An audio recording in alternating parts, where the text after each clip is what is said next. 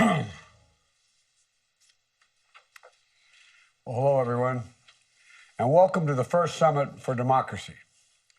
This gathering has been on my mind for a long time for a simple reason. In the face of sustained and alarming challenges to democracy, universal human rights, and all around the world, democracy needs champions. And I wanted to host this summit because here in the United States, we know as well as anyone that renewing our democracy and strengthening our democratic institutions requires constant effort. American democracy is an ongoing struggle to live up to our highest ideals and to heal our divisions, to recommit ourselves to the founding idea of our nation, captured in our Declaration of Independence, not unlike many of your documents. We say, we hold these truths to be self-evident, that all women and men are created equal, endowed by their Creator with certain inalienable rights, among them life, liberty, and the pursuit of happiness. Democracy doesn't happen by accident.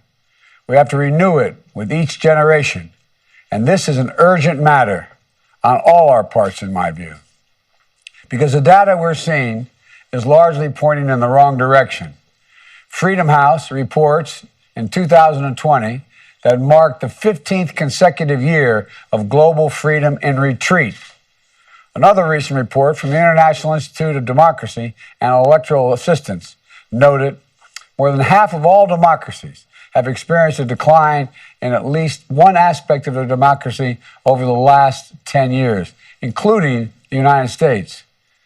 And these trends are being exacerbated by global challenges that are more complex than ever and which require shared efforts to address these concerns. By outside pressure from autocrats, they seek to advance their own power, export and expand their influence around the world, and justify the repressive policies and practices as a more efficient way to address today's challenges. That's how it's sold. By voices that seek to fan the flames of social division and political polarization. And perhaps most importantly, and most worrying of all, by increasing the dissatisfaction of people all around the world with democratic governments that they feel are failing to deliver for their needs. In my view, this is the defining challenge of our time. Democracy, government of the people, by the people, for the people, can at times be fragile, but it also is inherently resilient. It's capable of self-correction and it's capable of self-improvement. And yes, democracy is hard. We all know that. It works best with consensus and cooperation. When people and parties that might have opposing views sit down and find ways to work together, things begin to work. But it's the best way to unleash human potential and defend human dignity and solve big problems. And it's up to us to prove that. Democracies are not all the same. We don't agree on everything, all of us in this meeting today. But the choices we make together are going to define, in my view, the course of our shared future for generations to come. And as a global community for democracy, we have to stand up for the values that unite us.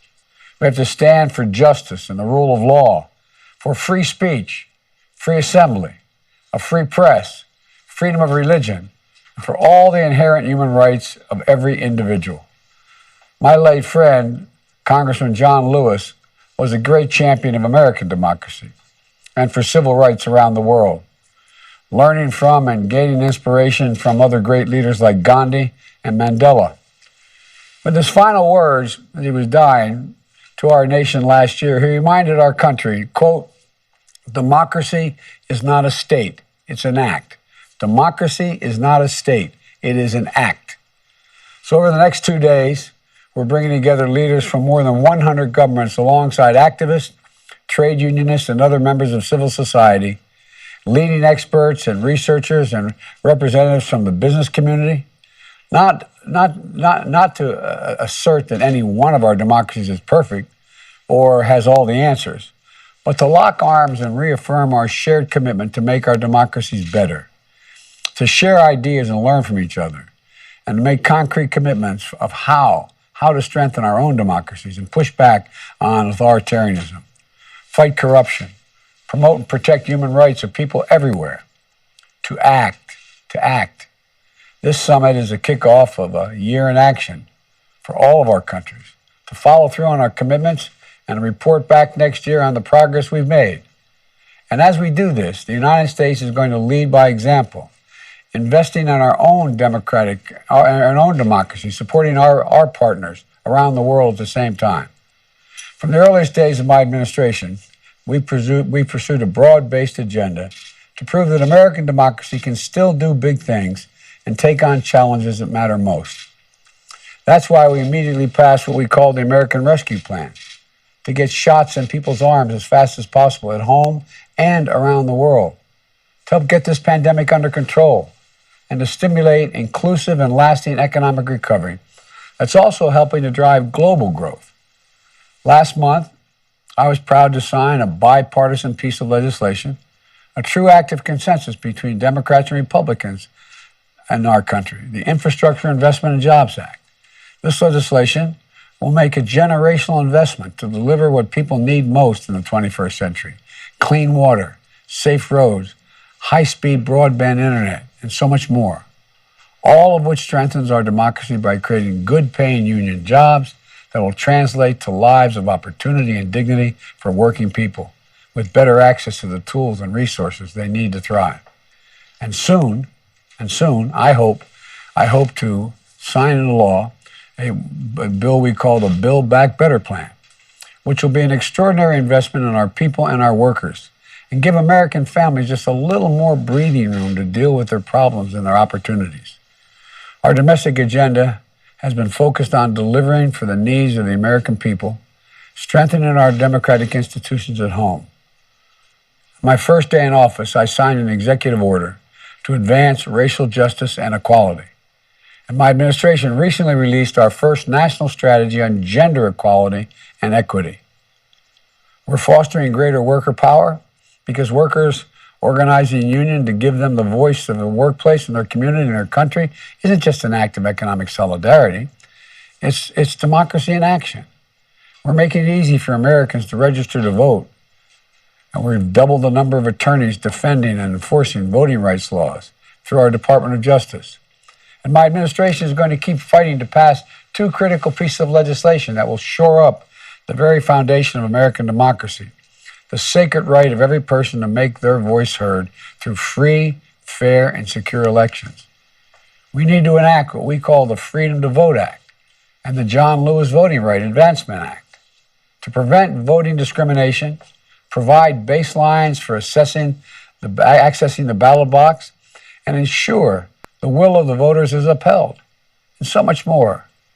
We should be making it easy for people to vote, not harder. And that's going to remain a priority for my administration until we get it done. Inaction is not an option. And as we continue to work at home to bring the United States closer to what we call a more perfect union, we're doubling down on our engagement with and support of democracies around the world. Earlier this week, I released the first U.S. government strategy on countering corruption, which elevates our fight against transnational corruption, a crime that drains public resources and hollows out the ability of governments to deliver for the people and just evaporates confidence that the people must need to have in their government.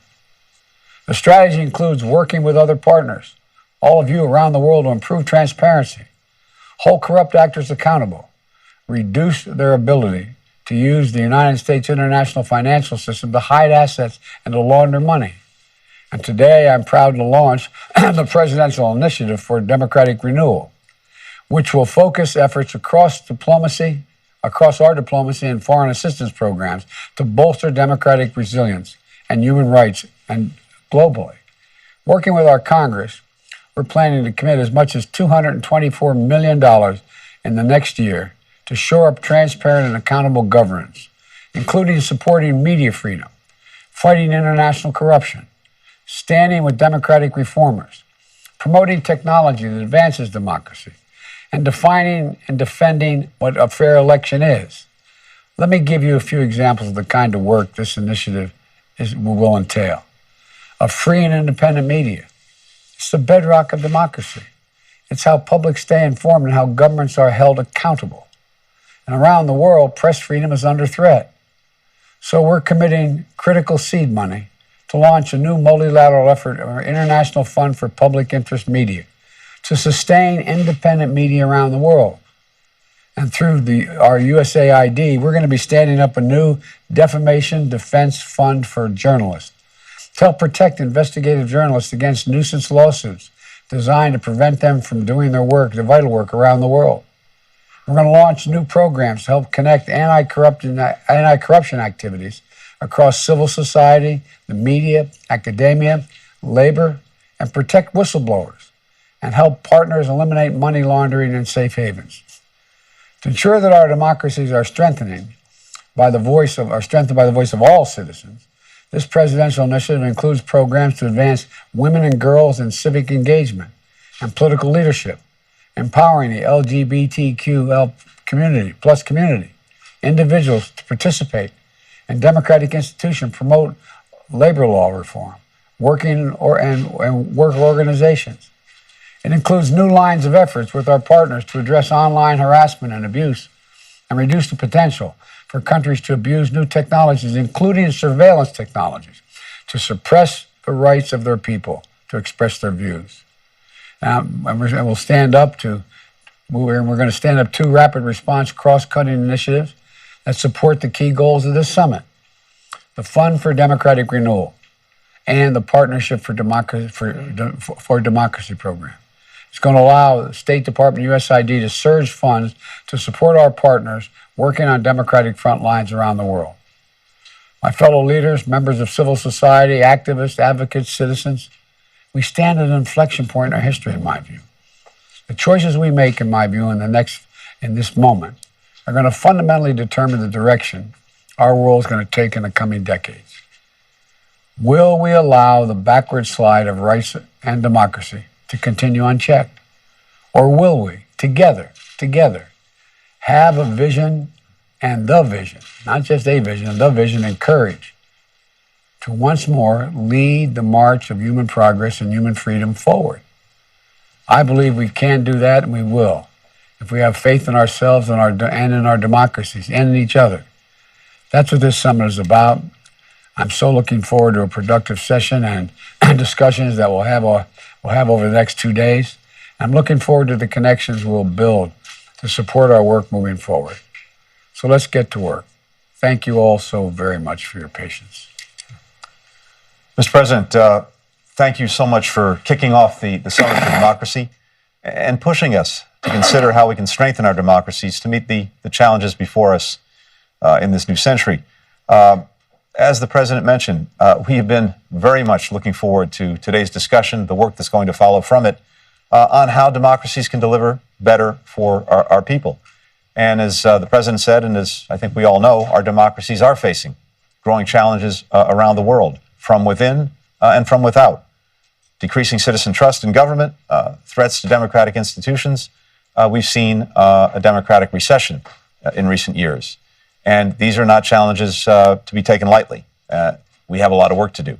But that's exactly why we're here today. While each one of our countries faces real challenges, we also know that democracy remains the most effective way to tackle those challenges and to advance human dignity.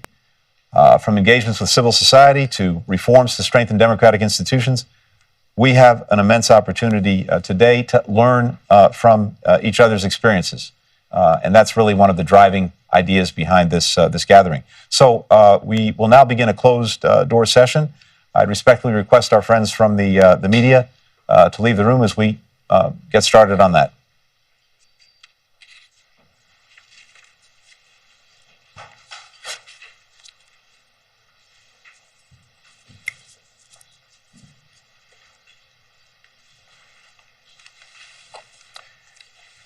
And at this time, what we'd like to do is take a quick family photo.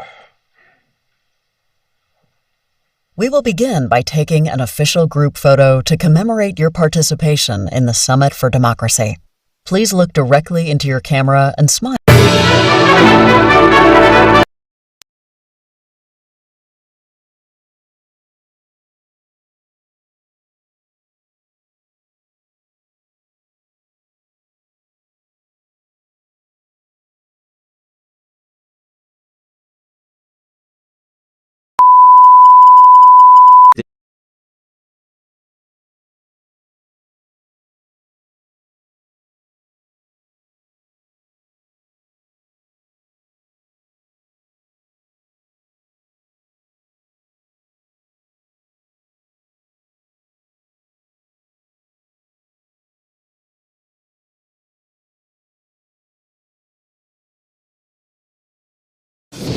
中天乘风破浪，重大新闻事件就看 YouTube 中天发烧片。以第3季为例，在登上发烧榜的前50名影片中，中天数量共266支，影片总量中天排名第1名。在登上发烧影片的前3名影片中，中天占24%。Top 3发烧影片数量，中天排名第1。上发烧榜影片数量排名前10名的频道中，中天占了6名。上发烧榜频道数量，中天排名第1。转型到网络后的中天仍专注做好新闻内容，获得广大网友肯定。有中天，有真相，重大事件看中天。